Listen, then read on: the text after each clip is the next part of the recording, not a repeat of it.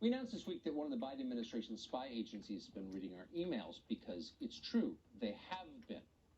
We are immediately denounced as conspiracy theorists or liars, as if you'd lie about something like that. But no one who pays attention should be surprised. This has happened for a long time. During the Obama administration, former NSA contractor Edward Snowden went public with proof that the NSA had developed a system that could capture the personal communications of everyone in the country. And in response to that, Joe Biden warned other countries not to give him asylum. Investigative journalist and TV host Cheryl Atkinson has direct personal experience with the surveillance state. She says her computer was hacked by the Obama administration when she was a CBS reporter. She was, of course, mocked for that, too. But we take her seriously. She joins us now. Cheryl, thanks so much for coming on. So I remember very well when people said, oh, Cheryl Atkinson is crazy. I never thought that, but I did notice that they jumped on you. Others in the media for just reporting what happened to you.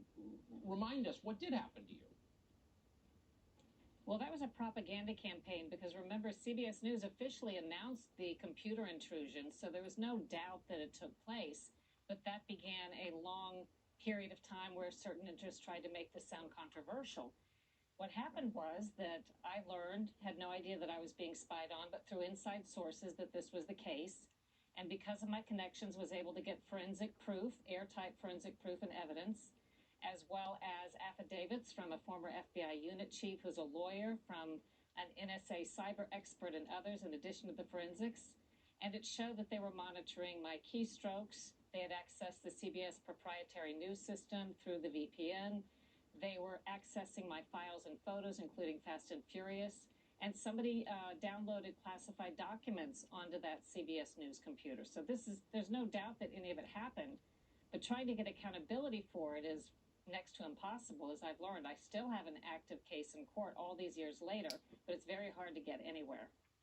I'm fixated on this idea that other journalists, rather than, I mean, you worked at CBS News, a fully mainstream news organization. They didn't come to your side at all. They made fun of you and never followed up on the story. Why do you think that is? I was really shocked by that. Well, behind the scenes, I was contacted by a lot of journalists who didn't mock or make fun. In fact, they thought that they were likely being monitored too. But again, I've written books, as you know, Tucker, on the weight and the power of the propaganda campaigns that now permeate the media on behalf of political and corporate interests. And this was no different than any of the others. It kind of reminds me of the propaganda campaign in which the media took part in initially that said the lab theory of COVID-19's origins had been debunked. Of course it hadn't. And anybody with common sense knew that, but that was pervasive in the media. So likewise with these narratives too, I think what you're hearing on so much of the news or being reported in the media isn't what people say to themselves when they're using common sense or when they have sources like you and I do, but that's just what you hear so much of in the media. Cheryl Atkinson, you are brave and you are honest, and I'm glad you're still in the media. Very, very glad.